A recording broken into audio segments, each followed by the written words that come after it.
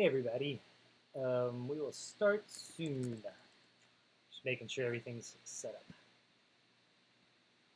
Yes, okay.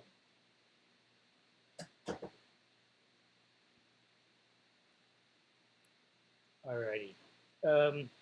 So yeah, there should be a link to questions somewhere. Hopefully you got them if you need them. We'll see if anybody even shows up.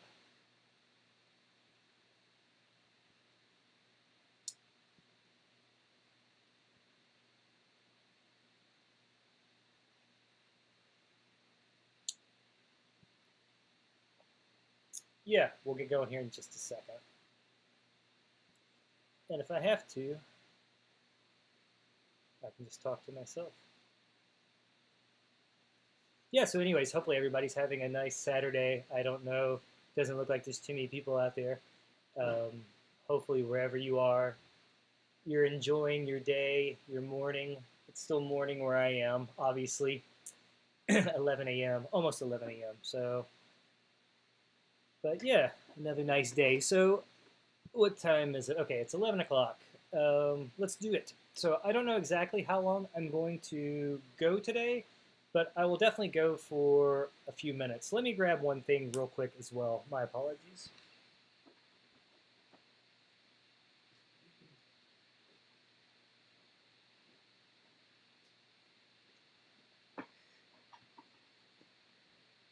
Sorry, I just wanted to grab a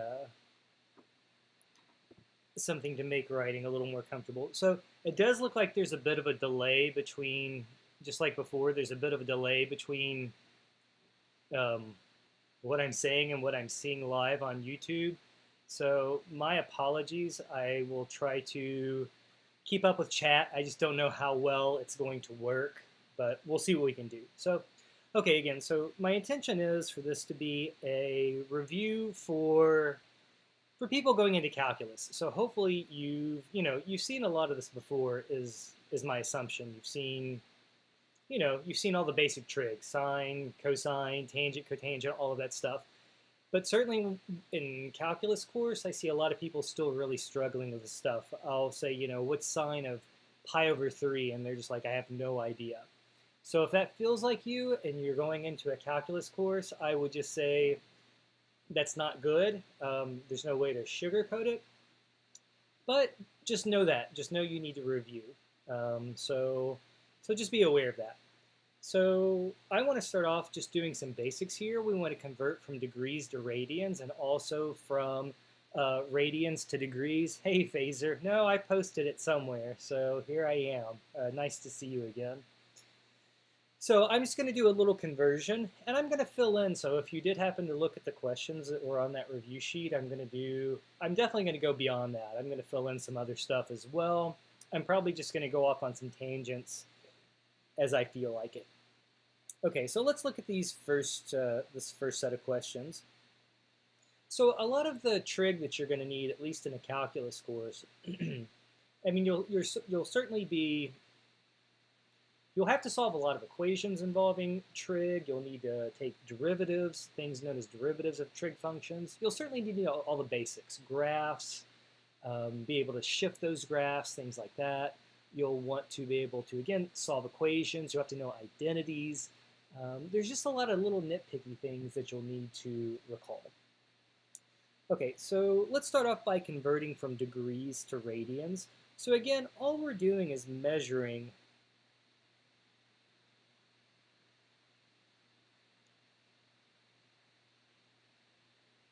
an angle from the origin, and the idea is we're going to go counterclockwise around the circle.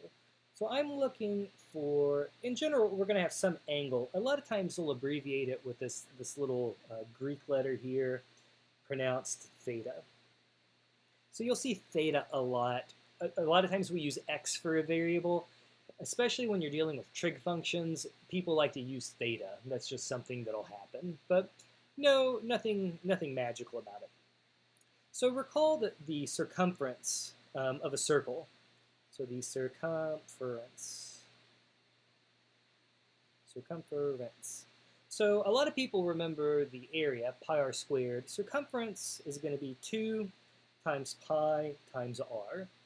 So what we're dealing with as well, when we're talking about the circle, we're talking about the unit circle. So that's going to be a circle of radius 1. So if this is centered at the origin, again, I can label these points. And again, I'm going to go through this a little quicker. Again, hopefully this is a refresher for some of you. So our radius of our circle in this case is going to simply be equal to 1. So I know that the circumference in this case is going to be equal to 2 times pi times 1, or we could say that's 2 pi radians. Okay, sorry, I've got gum. 2 pi radians. So you can think about that as being a measure of the distance around the circle in a way. Again, not the length, but a measure of the angle. Okay. Equivalently, so at least when I was growing up, right, I never thought about angles really in terms of radians. I always thought about angles being measured in terms of degrees, right? 30 degrees makes sense to me. 45 degrees, that makes sense to me. 90 degrees makes sense to me. If somebody said, that's, pi over 2 radians, I would say, huh? But if they said, oh, that's 90 degrees, I would say, oh, okay. So, but you do typically in a calculus course want to get used to radians because that's what you'll be using most often. So kind of keep the love for degrees, but learn to work with radians and use those as well. Okay, so the circumference is 2 pi radians. Likewise, we can say to make one trip around the circle, that's going to be, right, if you turn around one complete revolution, you've gone around 360 degrees. So this is going to be our little conversion. You can say, well, 2 pi radians, and sometimes they'll abbreviate that as rad. 2 pi radians equals 360 degrees.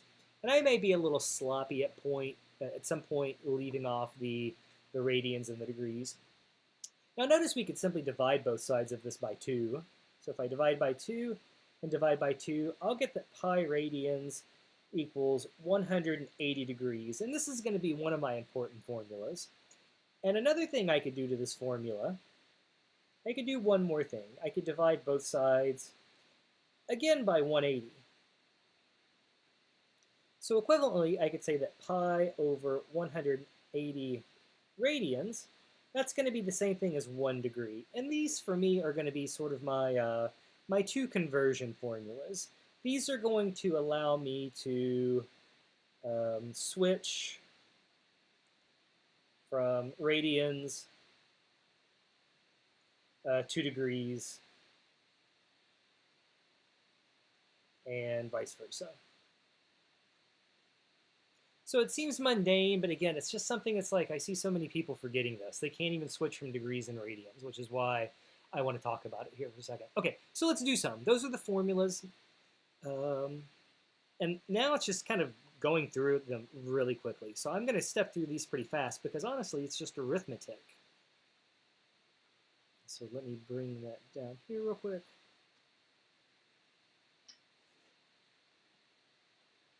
Okay. So now easy peasy. So what I'm going to do is I'm going to start, so I want to go from degrees to radians, and these, again, was the idea. So we were going from degrees to radians. I'm going to use this second formula that I have here. And I'm going to rewrite it. I'm going to write the 1 degree equals pi over 180 radians. Well, I don't want to know what 1 degree is. I want to know what 210 degrees is equivalent to. So all we have to do is just simply multiply both sides by 210. And this is really all I'm going to do in all of these.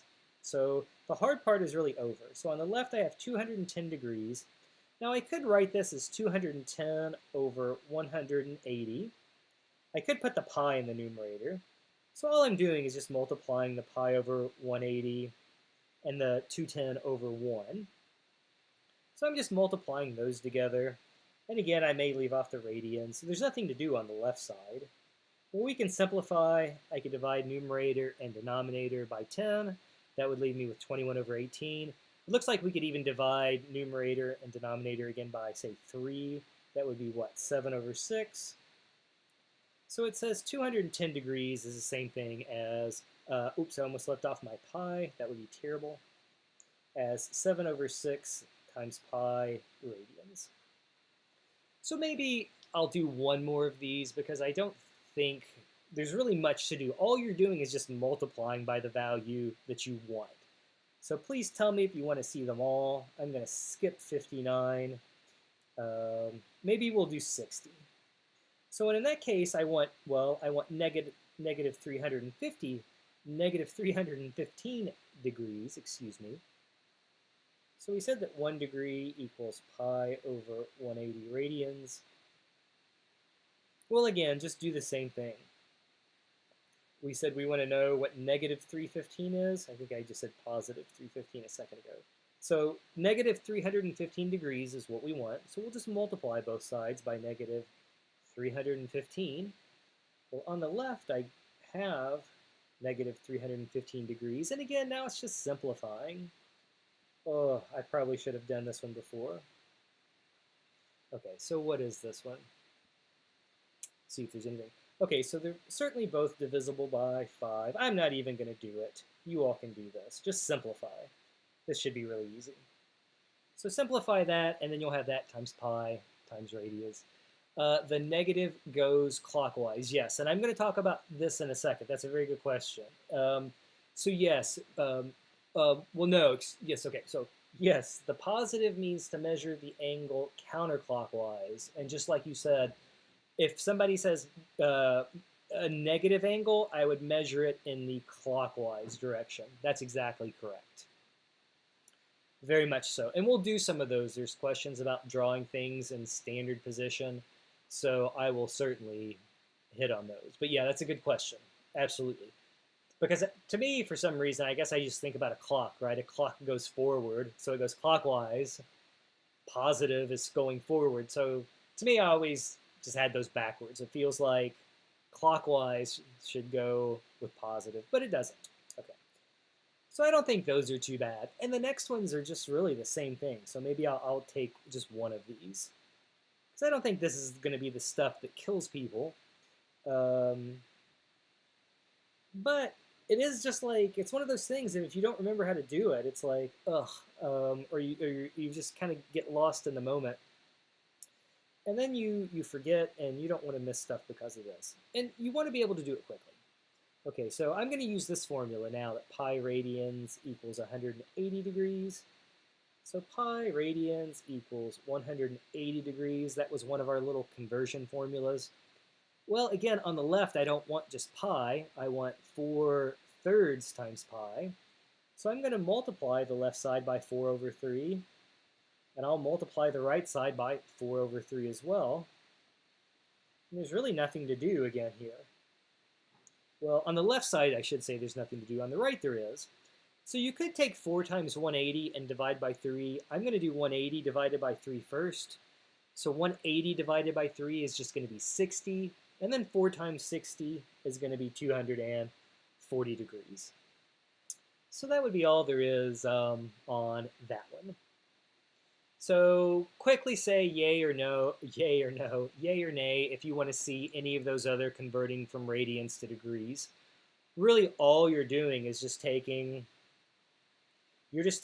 either this formula, you know, that I used the second one in my first example, or you're taking the first one, which I used in my second example. You're just multiplying by what you want. If you want degrees, multiply by the number of degrees. If you want radians, just multiply by the number of radians. But again, you have to do it to both sides. But that's what you want. That's how you get the conversion. And then after that, there's not much to do.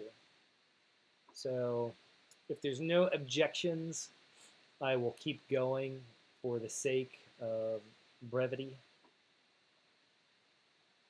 All right, I'm going to keep trucking. So let's keep trucking.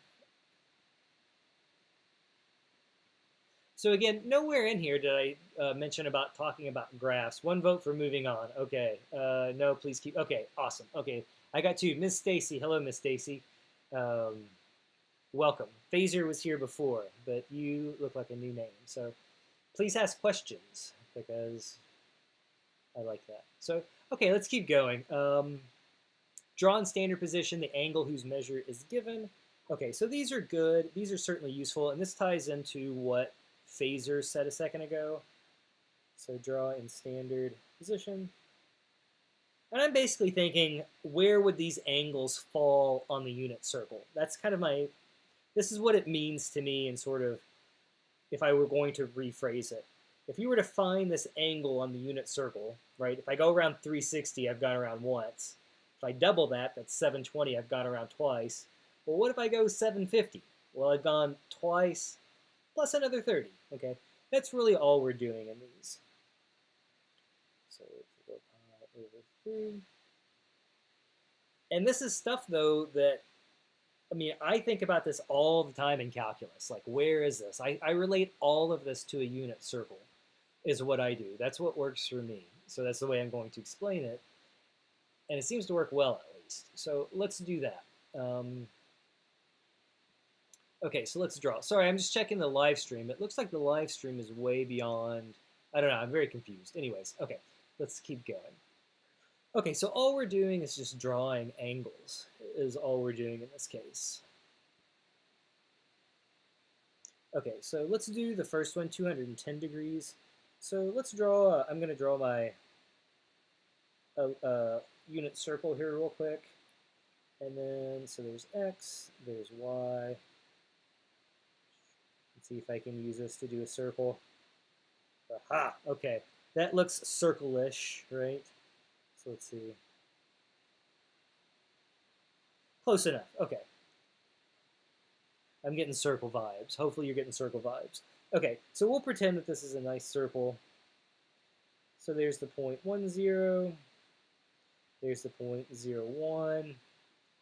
Point -1, 0, and the point 0, -1. Okay, so if we want to find 210 degrees, okay, easy peasy, really. So I think, so let's measure angles. So again, I'm measuring, if my angle is positive, and again, well, 210 degrees is positive, again, we're going to measure from the positive x-axis.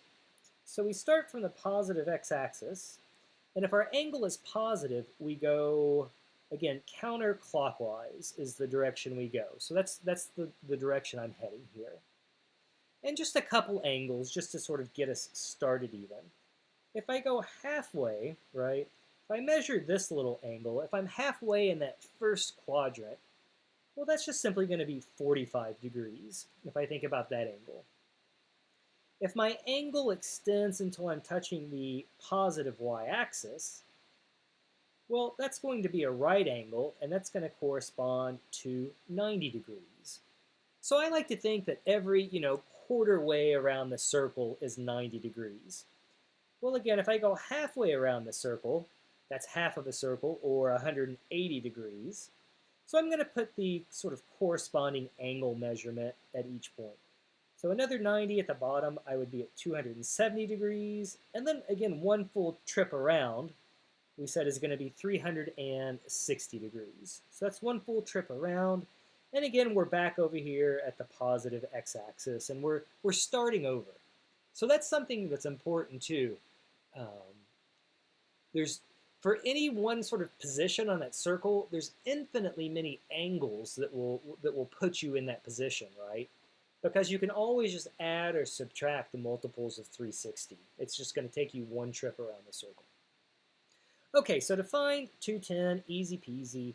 Okay, so if we go halfway around, I've gone 180 degrees. We said if you go halfway, that would be another 45, but that's too much. So all I want to do is go roughly another 30 degrees, and that would correspond to the angle 210 degrees. And if we label the quadrants, remember the top right is actually quadrant 1, this is quadrant 2, this is quadrant 3, and we say that the bottom right one is quadrant 4. So people will talk about quadrants, quadrant 1, 2, 3, 4. So this angle would be sitting in quadrant 3. It would be touching our unit circle right around there. And if we just look at, for example, this little bitty slice, this little bit, if I look at this angle, maybe I call it alpha. It looks like a little fish. Alpha in this case would be equal to another 30 degrees, right? Because halfway is 180, we would need another 30. So again, in total, that gives us 210.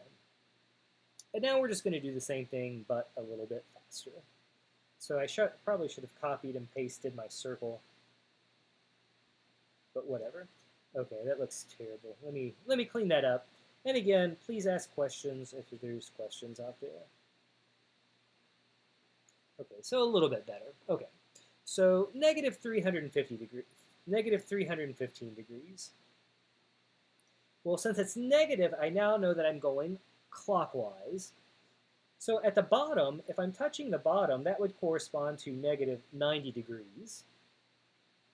And then if I keep going, well, if I go another negative 90 degrees, when I'm sitting over here, I'll be at negative 180 degrees. At the top, I'll be at negative 270 degrees.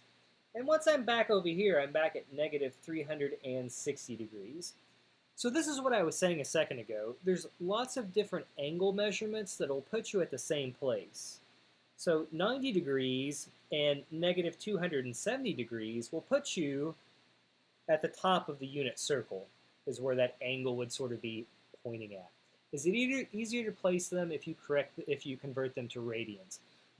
To me, I feel equally comfortable, which again is probably not the answer you want, just because I'm used to doing them. Originally, for me, I much preferred degrees because if somebody said, "Hey, Patrick, turn around 360 degrees," I knew that meant go one trip. If they said, "Hey, Patrick, turn around 2 pi radians," they would have got a blank stare is what they would have got. So the good thing, I think, what you are mentioning though, Stacy, I think really why you're saying that though is because it's easier to count, right? You get 1 pi, 2 pi, 3 pi, 4 pi, 5 pi as you go around. So in that respect, I think you're absolutely correct. So yes, I think there's sort of advantages to both. It's a good question. Okay, so what we were originally doing negative 315.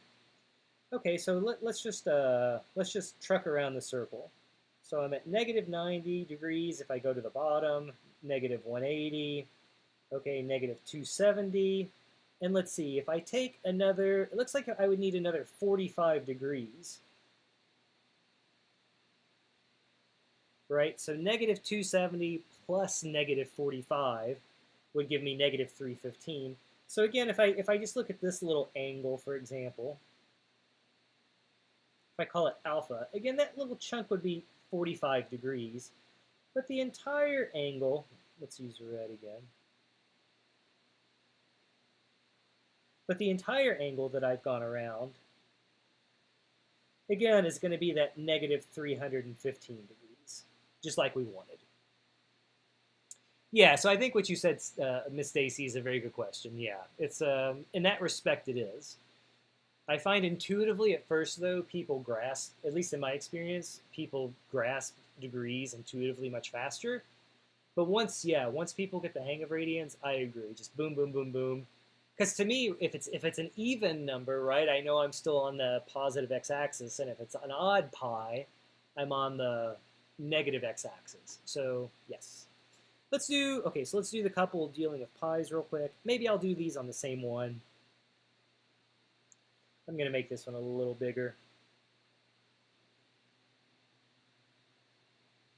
All right, that circle looks a little better. So again, this is the unit circle. I'm not going to label everything. If I draw a circle, just assume it's the unit circle if I'm doing anything in this trig review, unless I say otherwise. Just say, oh, that's a unit circle. Just assume it's a unit circle. Okay, so we wanted to do, what was it, 4 pi over 3.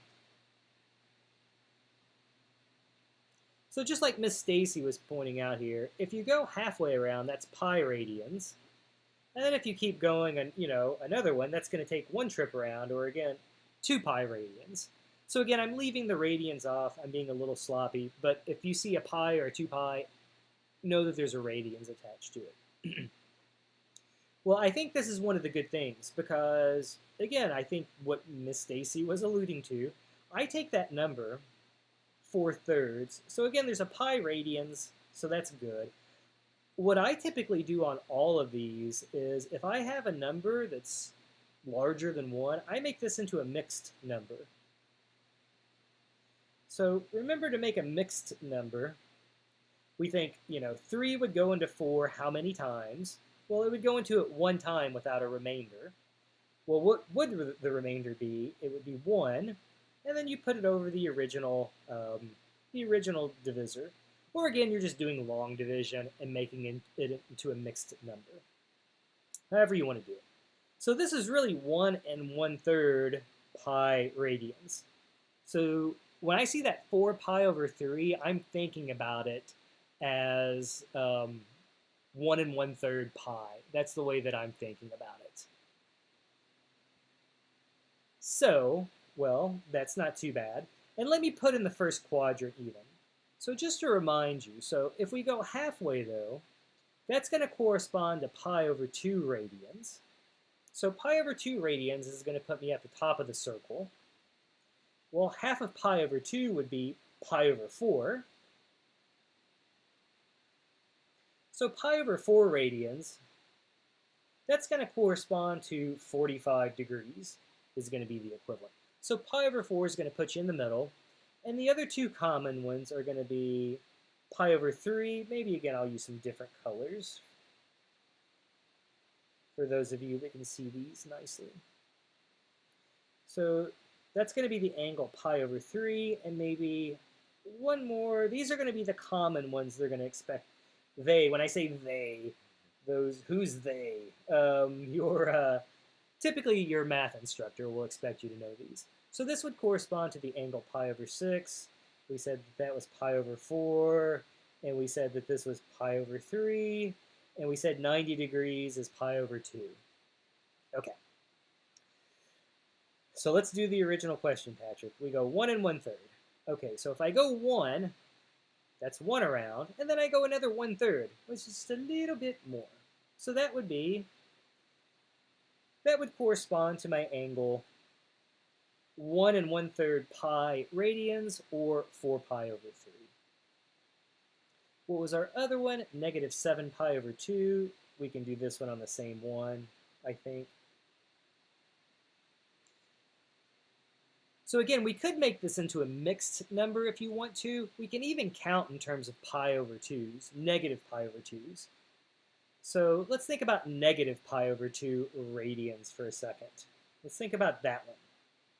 Well, we said positive pi over 2 radians is going to put you at the top of the unit circle. It's going to put you up here at the top.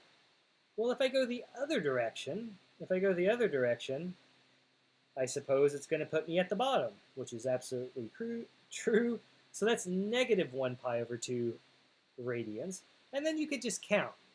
So that's negative 1.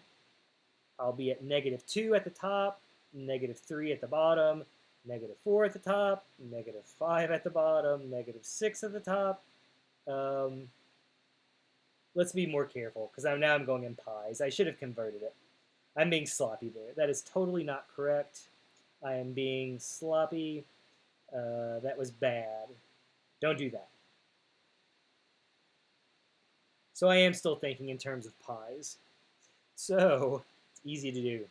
So negative pi over 2. Let's try that one more time, because we're only going 45 degrees. I can hear you shouting.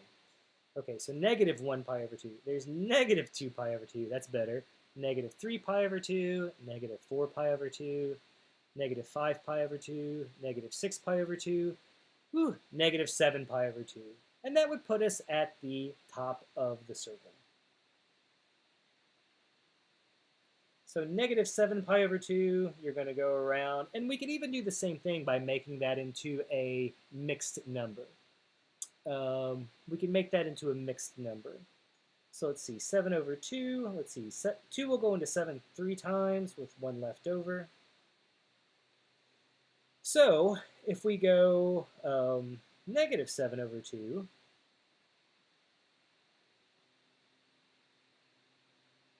so now we're kind of thinking about it in terms of mixed numbers like we did a second ago. So there's negative 1, there's negative 2, there's negative 3.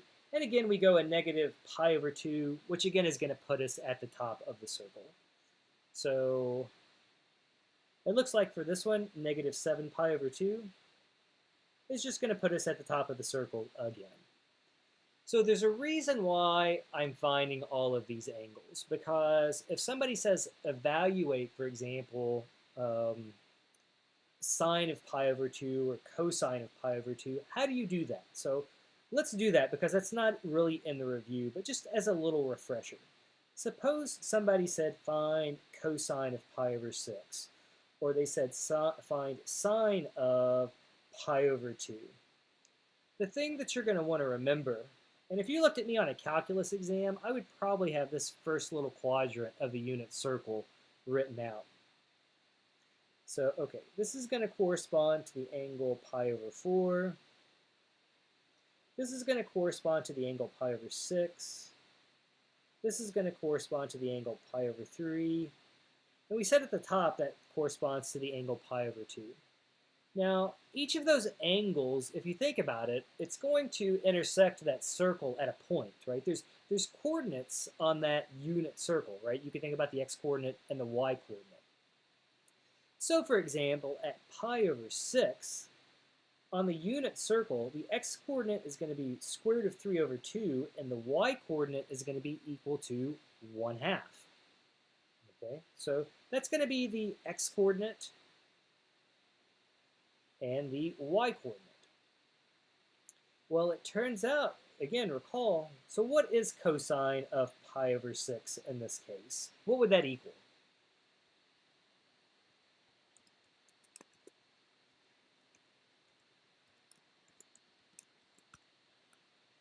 So what would that be in this case? How would you get that from the unit circle? So in my head, first off, I'm thinking, pi over 6, where is that even at on the circle?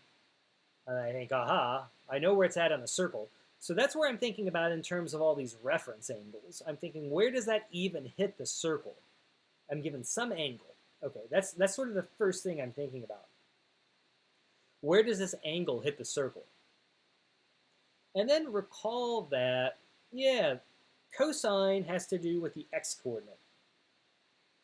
And I'm being, again, sloppy with my notation here. And sine has to do with the y-coordinate. So to me, this question really says, what is the x-coordinate? It's saying, what is the x-coordinate on the unit circle that corresponds to the angle, pi over 6 radians. That is what that question says to me. What is the x-coordinate on the unit circle that corresponds to the angle pi over 6 radians? That's how I interpret cosine of pi over 6. That's one way to get its value, at least. That's one way I can interpret it. Well, I think pi over 6 hits the circle right here. Now, this is where you have to have these values memorized, right? Because if you don't know that point, then you're in trouble. So you have to have that point memorized, along with a few others. And again, I just pick out the x-coordinate. So the answer in this case is just going to be the x-coordinate, as Phaser said, which is root 3 over 2. That's all there is to it. Okie dokie. So, and what do we also say? What's sine of pi over 2? So sine of pi over 2, now I do the same thing. I find the angle pi over 2, which is there. I think, where is that hitting the unit circle? Well, that's going to hit the unit circle at the point 1, 0. Well, cosine has to do with the x-coordinate. Sine has to do with the y-coordinate. So I simply look at the y-coordinate on the unit circle, and that's what sine of pi over 2 is going to equal. It's going to simply equal 1. So again, you have to know all of those points. And let's even jot them down real quick. Have you all seen the little trick to remember those values on the unit circle? If you have, I'll show you real quick.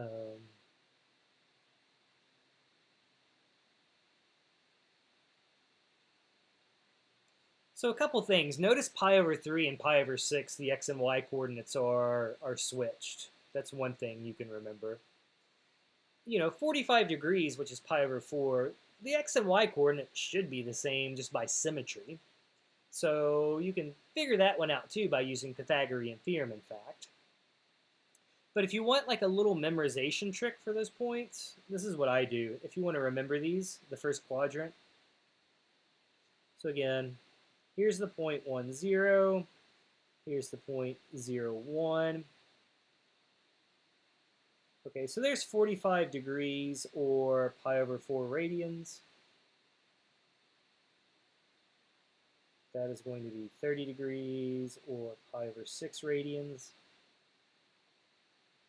And that's going to be 60 degrees or pi over 3 radians. So we're just trying to figure out all of those points on the circle.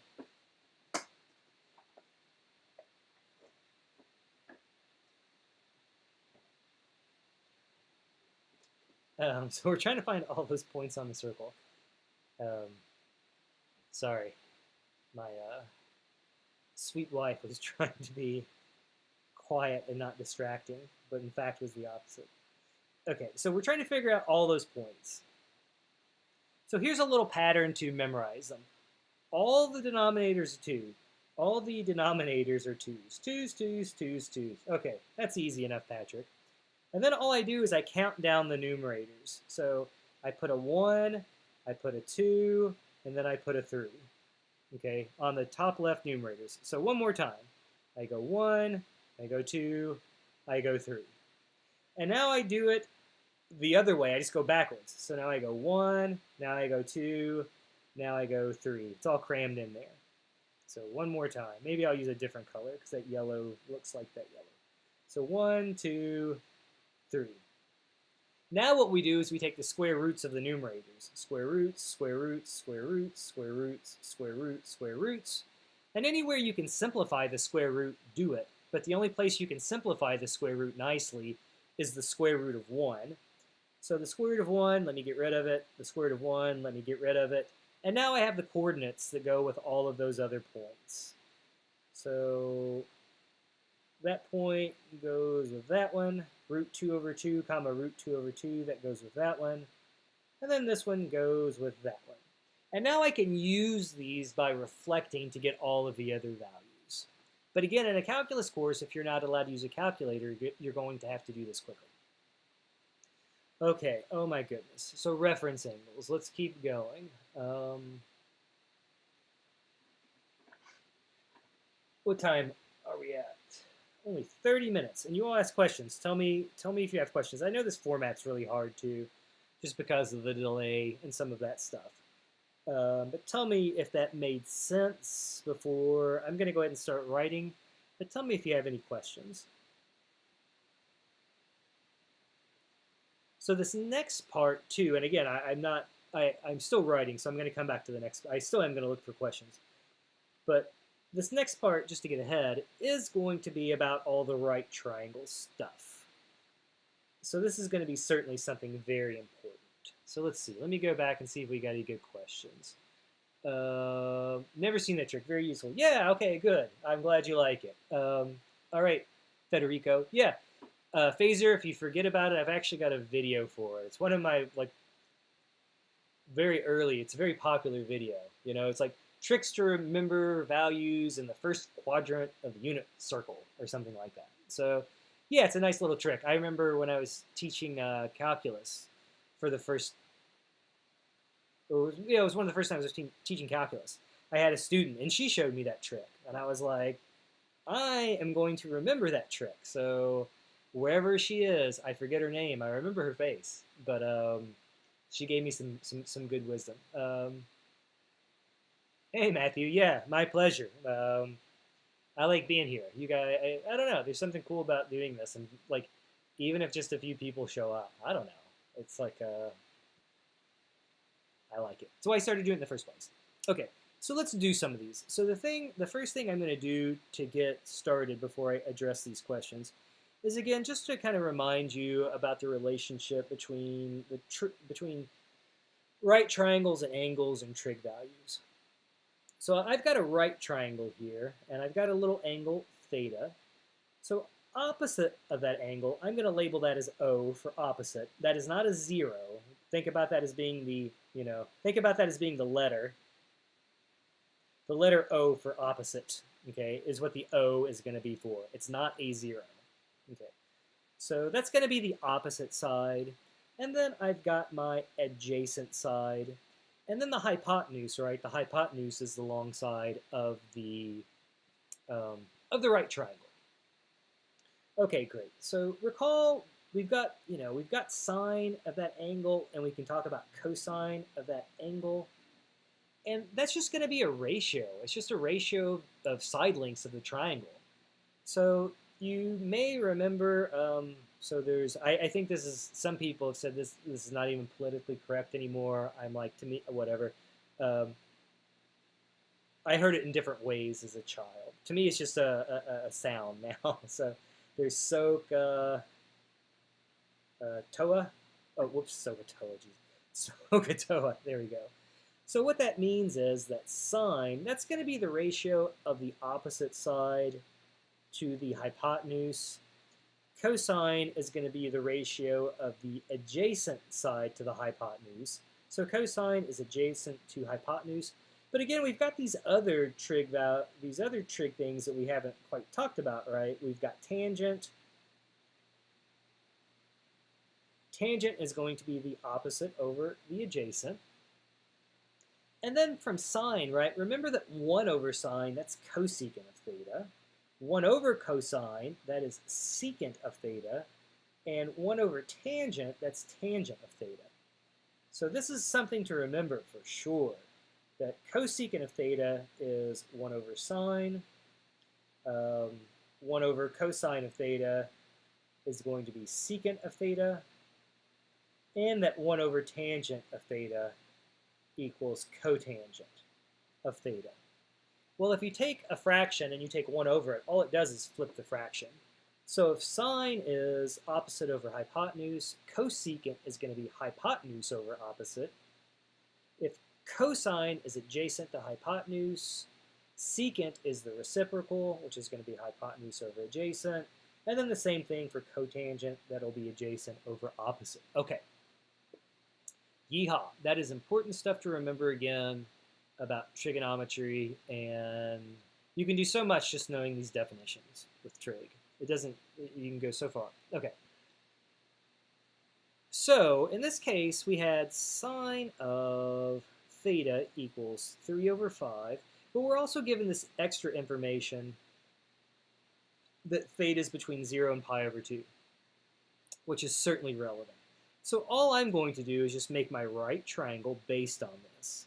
So we said that sine is going to be the ratio of the opposite side to the hypotenuse. So sine is the ratio of the opposite side to the hypotenuse. Well, okay, so, but this is going to equal 3 over 5. So that says the opposite side should be 3, and the hypotenuse should be 5. Well, we want to figure out this missing side, because I'm going to need that to figure out the other values. Now, you may know this one. This is kind of a common right triangle. But if you forget, you can always use Pythagorean theorem, right? So a, b, c, that says a squared plus b squared equals c squared, Pythagorean theorem. So in this case, the missing side squared plus 3 squared is going to equal 5 squared. So the missing side squared plus 9 equals 25. Subtract 9 from both sides, we'll get the missing side squared is 16. If you take the square root, okay, normally you get plus minus 4. We're talking about side lengths here. I'm just going to make it a positive 4. Okay, so that's good. So now I've got my triangle labeled. That's half the battle.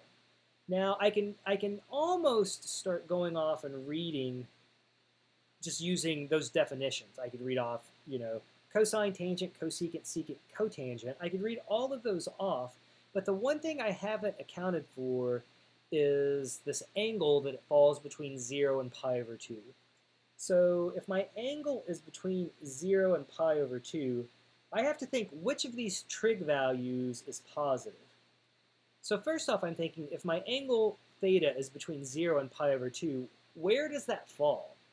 Well, if an angle is between 0 and pi over 2, it's going to fall somewhere in this first quadrant.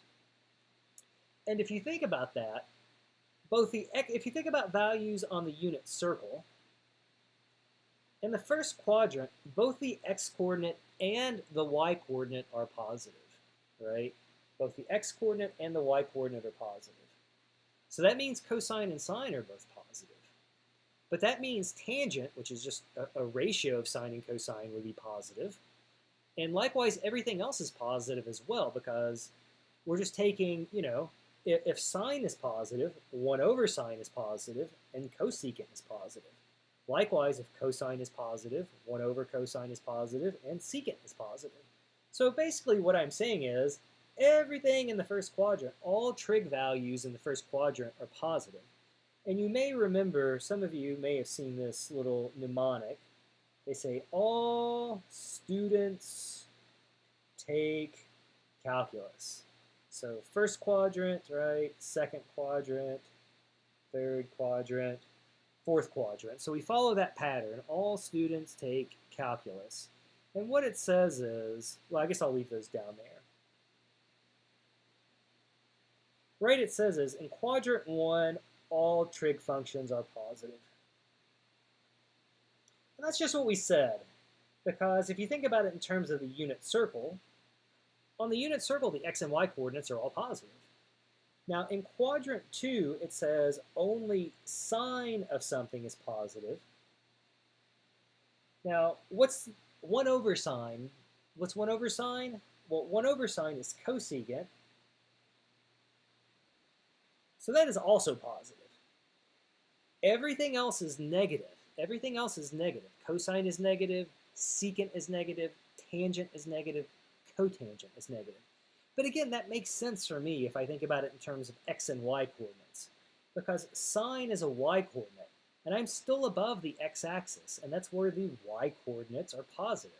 If the y coordinates are positive, sine has to do with the y coordinate, therefore sine should be positive. But now notice, right, I'm to the left of the x-axis, to the left of the y-axis, and that's where the x-coordinates are negative. So if the x-coordinates are negative, well, cosine has to do with an x-coordinate. Cosine should be negative. So that's the reasoning for this stuff. So don't just blindly memorize it, but it's nice to think about. So t in quadrant 3, that says tangent is positive, and therefore so is cotangent. And then in quadrant 4, it says that just cosine is positive. And therefore, 1 over cosine, which is secant, is positive. Everything else is negative. Okay.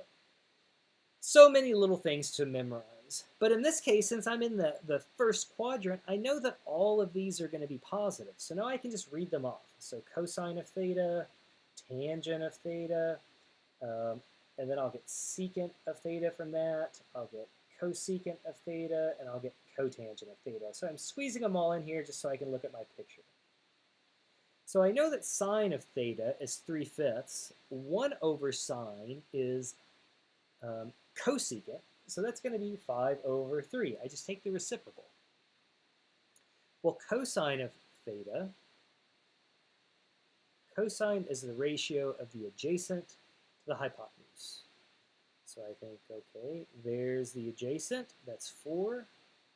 There's the hypotenuse, that's 5.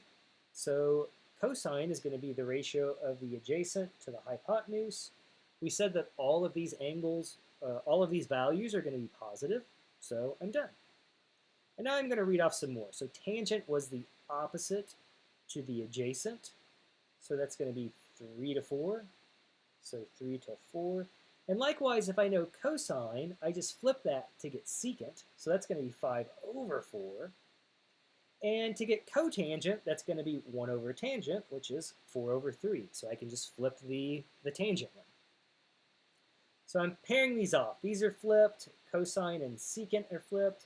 And cosecant and sine are flipped. Notice those are all flipped. Okay. So again, I'm going through these quickly. Tell me if you got questions. And then what was the next one? Secant of theta is negative 1.5. So maybe I'll get this one started for you. And I think we were in, what, quadrant 3? I should have looked closer. Pi over 2 to pi. Okay.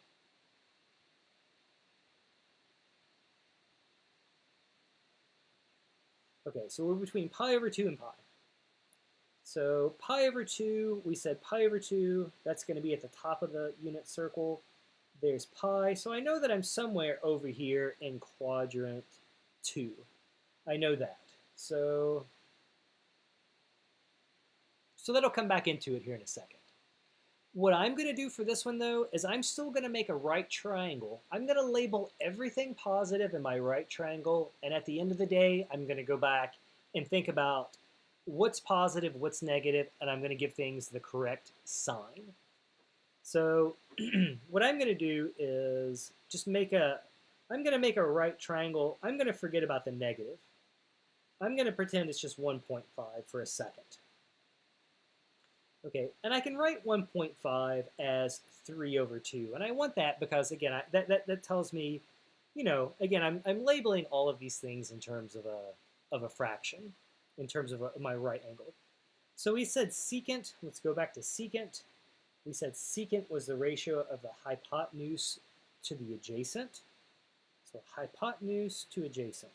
So that's going to be, the hypotenuse will be 3, the adjacent will be 2. So now I've got to figure out this missing side again using the Pythagorean theorem. So 2 squared plus the, let me change my color, because it can be a little hard to read. So it says 2 squared plus the missing side squared. That's going to equal 3 squared. Well, 2 squared is 4. 3 squared is 9. We can subtract 9 minus 4. That's going to be 5. If we take the square root of both sides, we'll have that our missing side is going to be equal to, now, we know, the square root of 5. So now I can start labeling everything. So I can read off, so let's do them in the order we had them. So sine of theta, cosine of theta, tangent of theta. And then from 1 over sine, that gives us cosecant of theta. Now, we've got secant of theta already. That was given to us. I'm going to leave it as 3 over 2 for now. Again, I'm going to come back to the sines. Let me say it again. So sine, we said that was opposite to hypotenuse. So the opposite side is going to be the square root of 5. The hypotenuse is equal to 3. Now cosine, that's going to be the ratio. So cosine of theta, we said that's adjacent to hypotenuse. Tangent, we said that's the opposite over the adjacent. So the opposite is root 5, the adjacent is 2. And now I can just flip these. So if sine of theta is the square root of 5 over 3, I can just flip to get cosecant of theta is 3 over root 5. And if you want to, you could rationalize the denominator. We could multiply the denominator and so the numerator by the square root of 5. That'll leave us with 5 in the numerator and just, well, 3 square root 5 in the numerator. Secant of theta we had, and to get cotangent, we can just flip. But again, if we rationalize, we'll get 2 root 5 over 5, just in the same way. We'll just multiply top and bottom by square root of 5.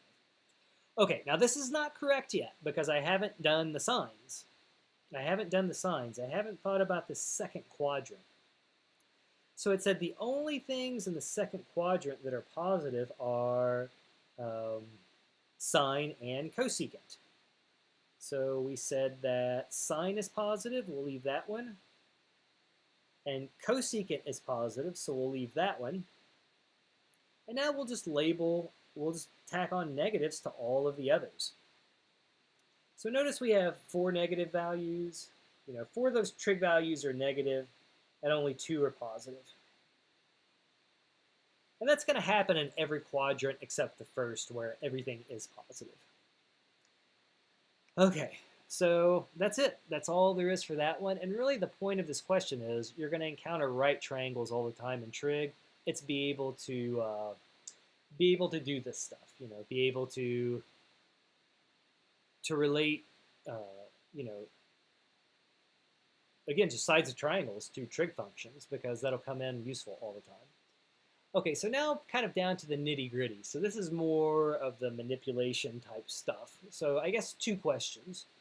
Should I keep going? Because we're roughly at about an hour. Keep going and do some identities. And really, part of the reason for doing the identities is that you want to be able to solve equations, which is conveniently the next part of the section. Okay, so the negative 1.5 doesn't affect the other answers. So in a sense, no. The only reason secant is negative is because, again, you're somewhere in the second quadrant.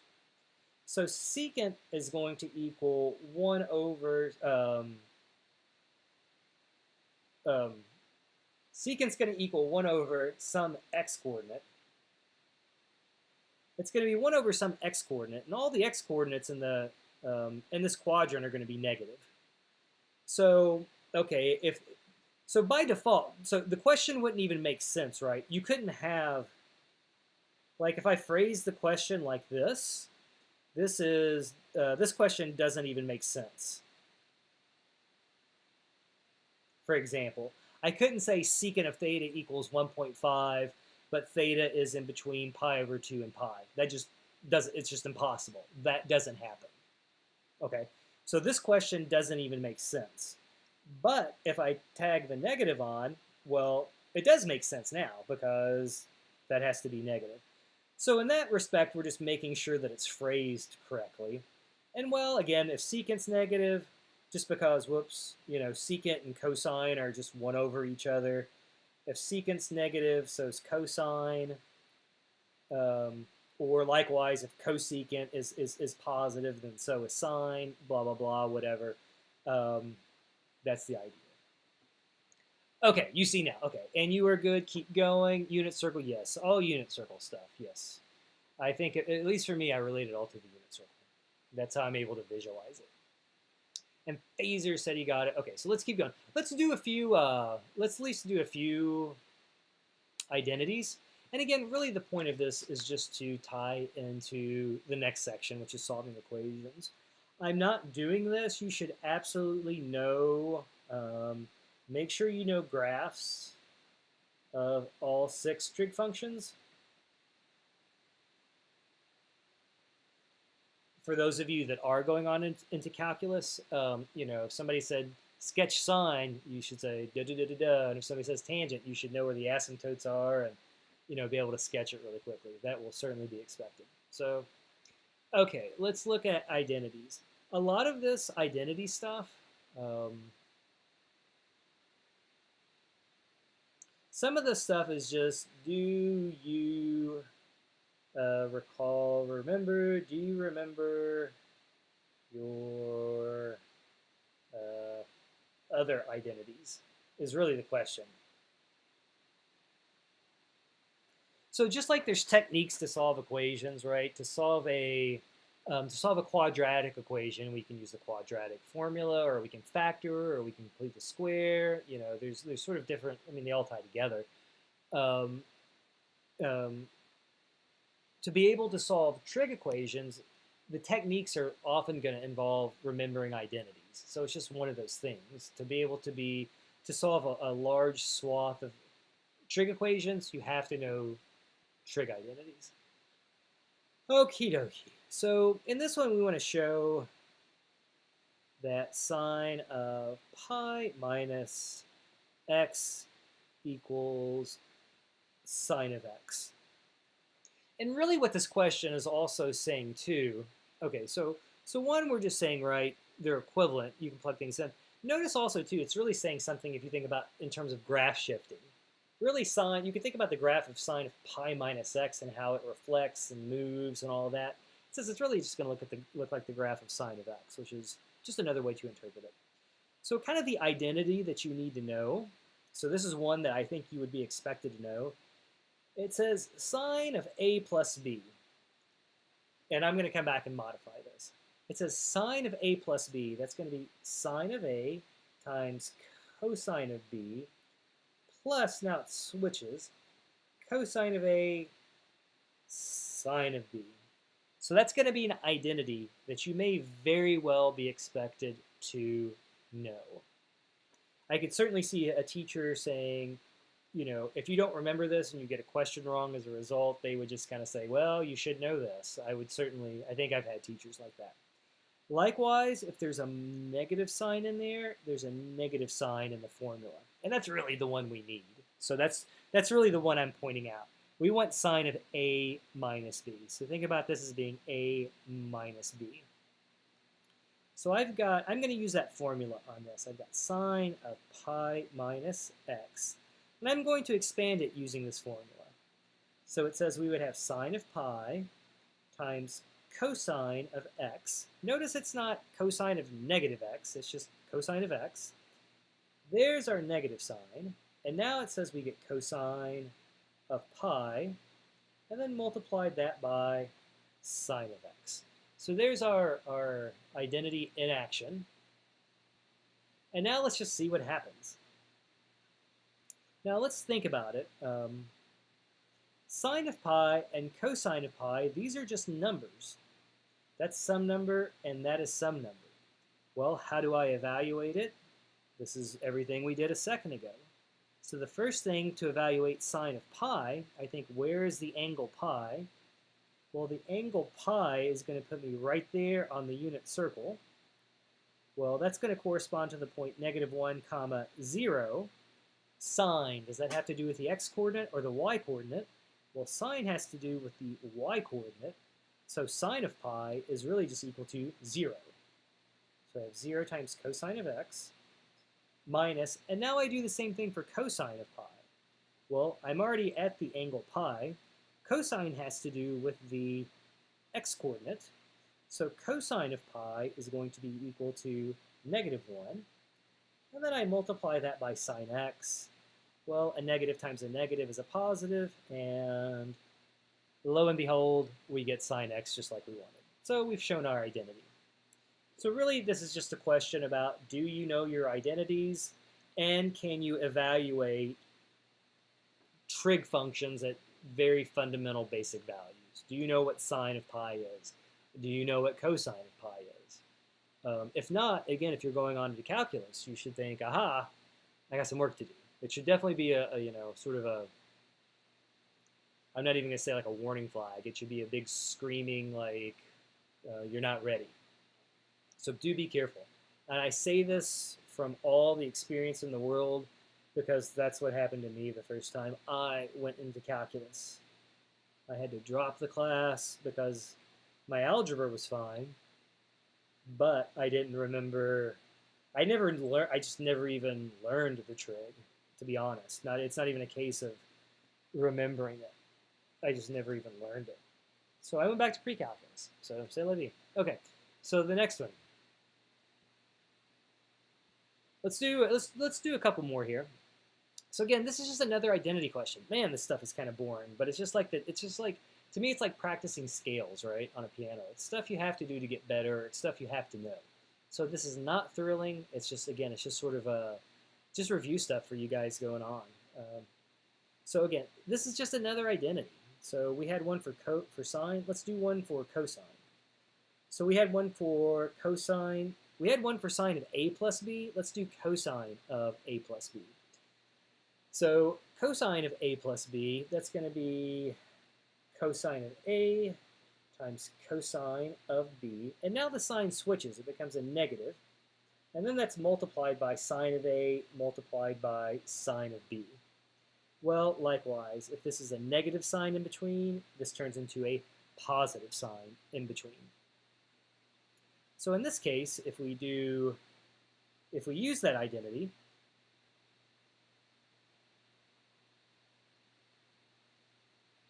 so if we use that identity, it says we'll get cosine of the first thing, which is pi over 2, times cosine of x. If we started with a negative, it says we end up with a positive. And then it says we take sine of pi over 2 and sine of x. Okay. So let's see here. So let's think about, again, unit circle. Well, pi over 2 is going to put me at the top of the circle. So that's where I'm at the point 0, 1.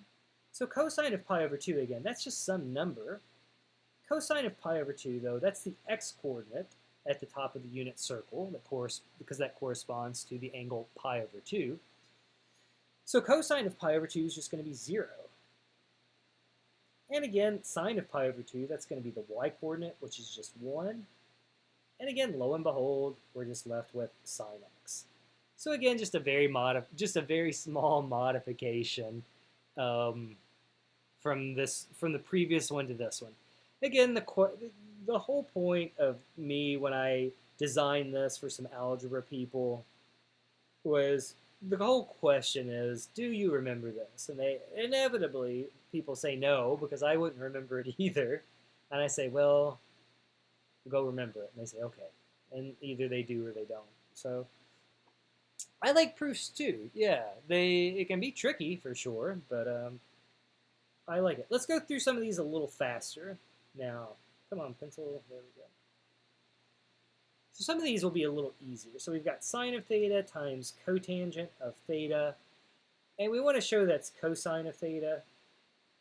Well, this one's there's not too much to do. So we're going to start with the left side. When in doubt about how to proceed, either use identities, if there's some clear algebra. If you can write things in terms of sine and cosine, do that. Well, I know that tangent is sine over cosine, so cotangent is cosine over sine.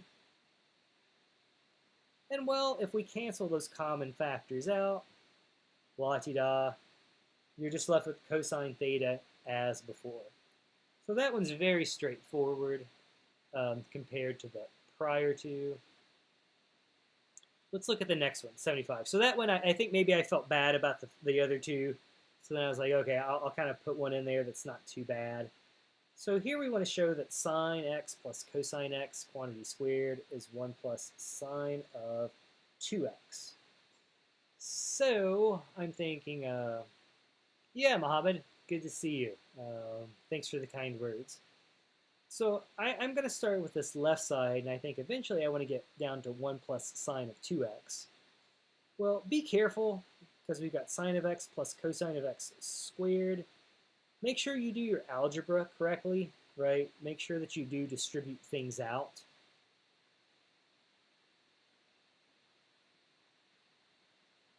So I'm starting with this left side. So sine of x times sine of x, that's going to be sine squared of x.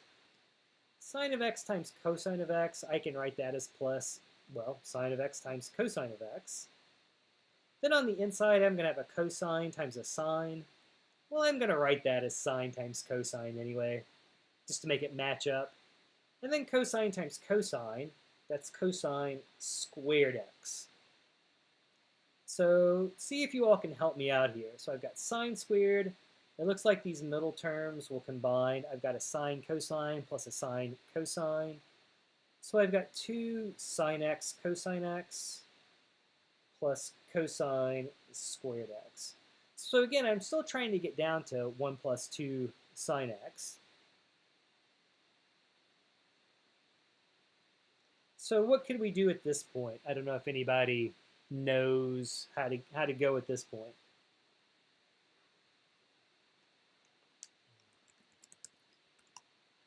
And I'm going to drink my tea for a second.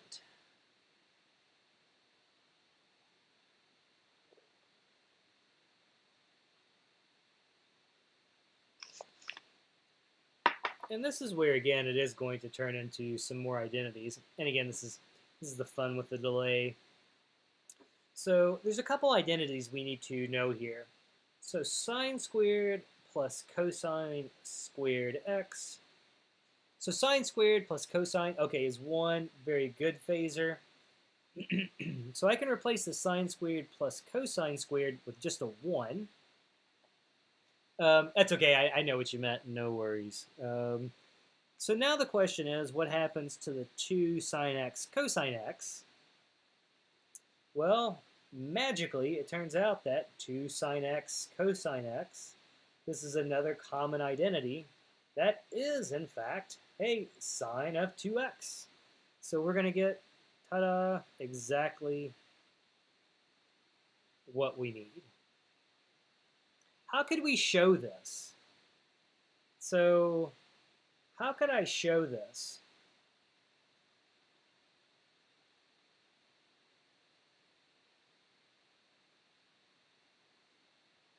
How could I show that sine of 2x is 2 sine x cosine x?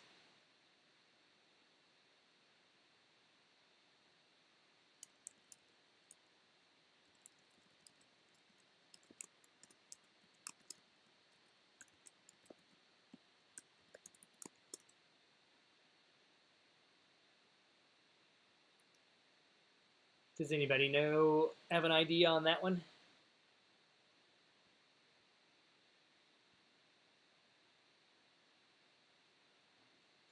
And it goes back to an identity that we saw a second ago, right? So we saw sine of a plus b.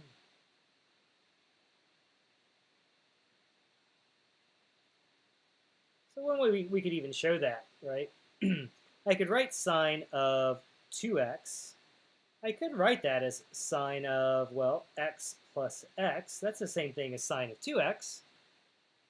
You could maybe graph it, but even then, it might be a little tricky. But that would certainly be a good approach, for sure, if you had that available. So I could use that identity again. So I could say, well, this is really sine of x times cosine of x plus cosine of x times sine of x. Well, that's really just 2 sine x cosine x. Right? So we're just using that identity that we used a couple seconds ago to justify that is a way. So if you trust your friend Patrick on this identity, right? So if you trust me here, so if you trust this, then this follows.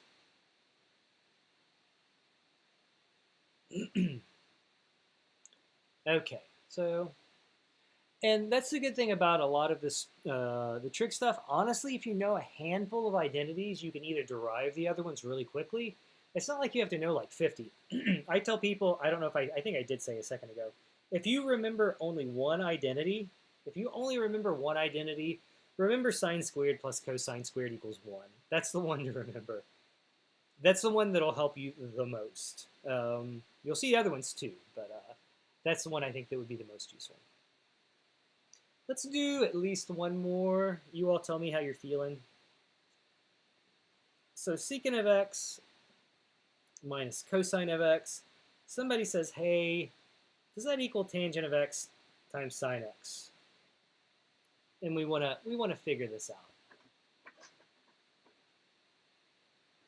How do you determine which side to prove? Does it just come with practice? Okay, so this is actually a good question. It's something that I wanted to address. So I have seen, it really depends on what the instructor wants, because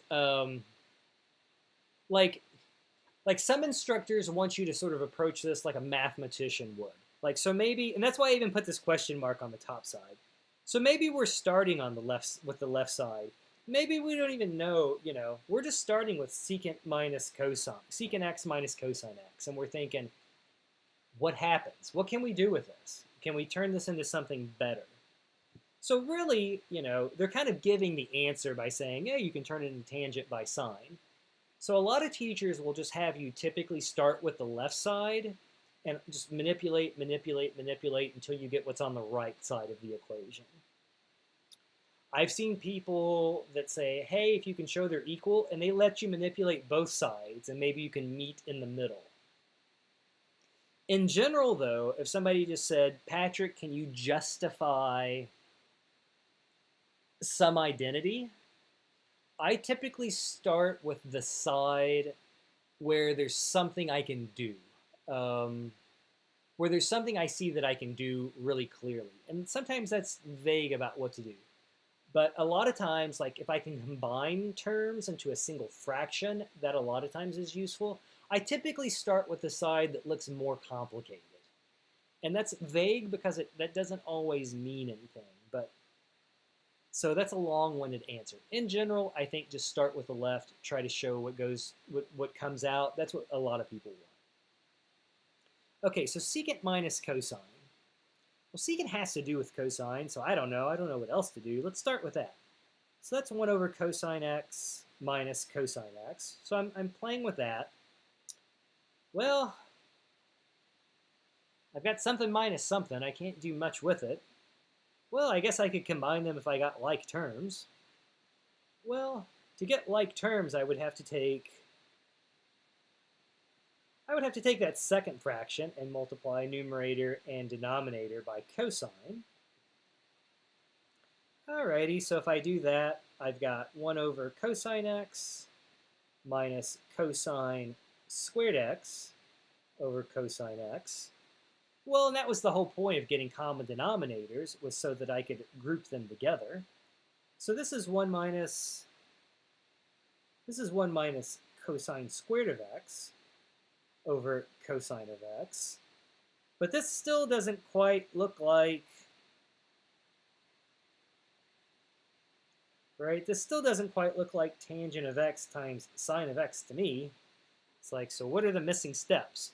And this is sometimes where you stop and think, maybe I did it wrong. Maybe I didn't choose the right approach. Maybe I didn't do the algebra correct. Maybe I used an incorrect identity. Maybe it's just not useful. Maybe you did everything correct and it's just not giving you, it's not putting you in the right direction. But we can use an identity here, and this is going to go back to the one I just said, remember. Sine squared plus cosine squared equals 1. Because notice if I subtract cosine squared from both sides, if I subtract cosine squared from both sides, I can isolate the sine squared and just say, well, sine squared equals 1 minus cosine squared, which is conveniently what I'm going to replace the numerator with. So that's going to be sine squared x over cosine x. Well, now we're getting pretty close, because sine squared, that just means sine of x times sine of x. And this is all over cosine of x. And if I wanted to, I could even, to be real clear, I'll take one more step. So I could break this up if I want to. I could put this as sine of x over cosine of x times sine of x over 1. Because again, if I multiply the numerators, I am going to get, if I multiply the numerator and the denominator, I'm going to get back sine squared over cosine. But sine over cosine is what? Sine over cosine is tangent. That's good. Well, sine of x divided by 1 is just sine of x. So at this point, whoops. So at this point, I think, lo and behold, we've got our solution. So sort of what got me started? Well, it's recognizing that secant can be written in terms of cosine. And then it's sort of an act of desperation on the left. There's nothing else to do but maybe get common denominators and group it together. And that got me to this step. And then this is where I'm thinking, anytime, especially if you see like a cosine squared or a sine squared or a 2x or something like that, a lot of times there's an identity involved there. So I've done enough even, oh, cosine squared, there's something somewhere that's going to be useful. And again, it goes back to, this is the first one I think about all the time. Is this useful? And then it's just dropping it in, and then it's just breaking it up, doing algebra. Just break it up correctly doing algebra. And then again, just remembering, hey, sine over cosine, yeah, that is tangent. And so if you remember those little bits and pieces, it feels natural, but it's like anything. The devil's in the details. If you forget this identity, you're stuck. If you don't remember that sine squared plus cosine squared equals 1, I don't know what you do. If you don't know that secant's 1 over cosine, I don't know what you do. So just lots of little things. Let's do one more, and maybe we'll call it a day, and we can come back. We'll come back tomorrow. If you guys are interested, I can come back and finish these off tomorrow. I keep saying you guys, that's the all-inclusive.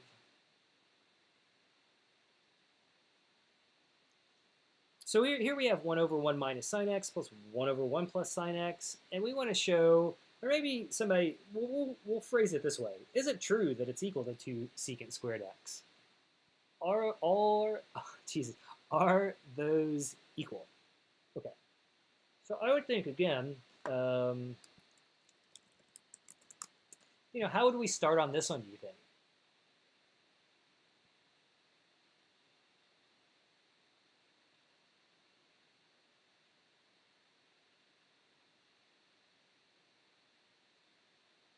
And again, assuming we're starting with the left side. And again, if I look at this, I would think the left side is certainly more complicated just because I have all these fractions floating around and all that stuff.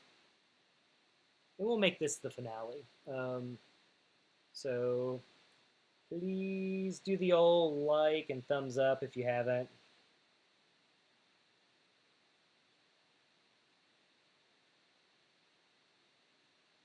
So do all that for me if you don't mind. Yeah, common denominator. It's kind of the same idea as the last one, right? And yuck. So this one's going to be a little bit more messy. Let me write that a little better.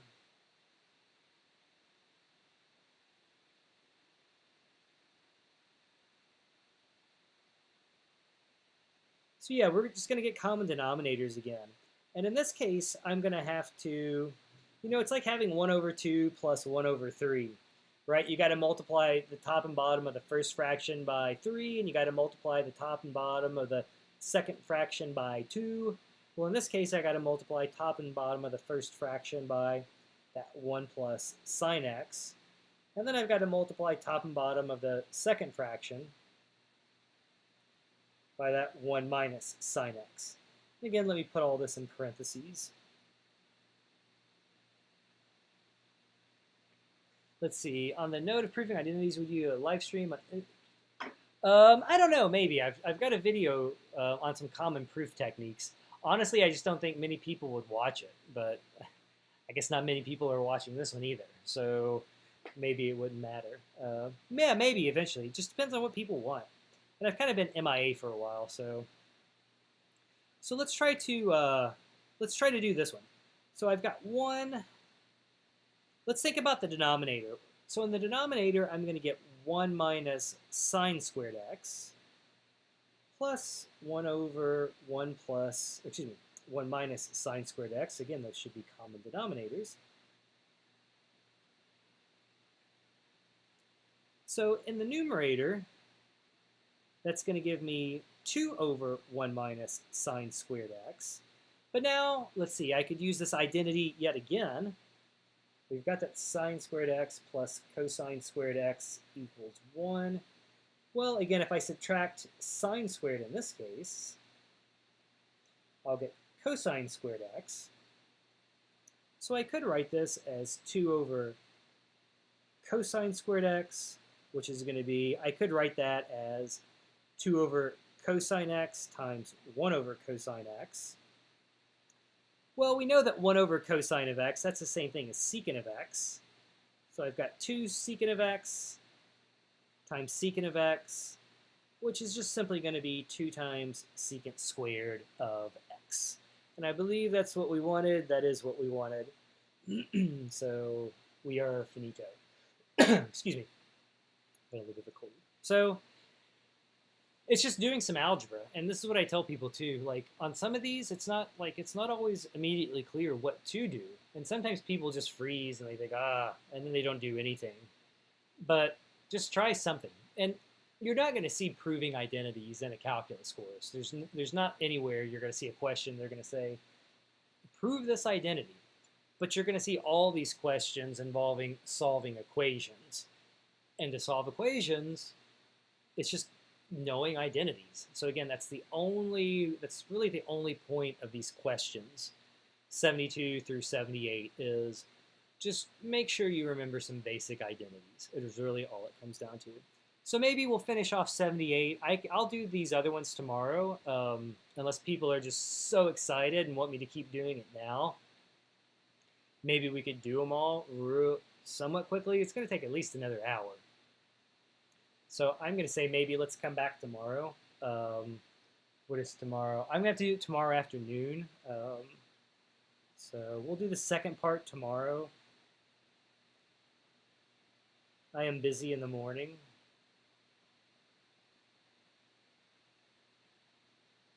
What time's a good time tomorrow? I'm just going to pick for me. We'll say 3 p.m. Central Time.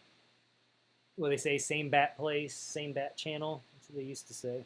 So we'll do the second part tomorrow, and I will finish it off. So, yeah, this is a lot. I agree, Miss Stacy. It's quite a bit, especially if you've not seen it or it's been a while. There's a lot of little things in here. So if your brain is almost full, I'm right there. Like, that's normal, is what I'm trying to say. There's a ton of little bits and pieces that I've been throwing in here. You're absolutely welcome. So again, if you want to do me a favor, again, it just helps for visibility. Thumbs up the video, and then maybe if you come back and see it posted, just write something in the comments. Say, hey, thank you, see you tomorrow, or that was awful. Anything, just any interaction helps it get promoted, so that helps me. So, all right, my friends, I hope you have a good Saturday and a good Saturday night.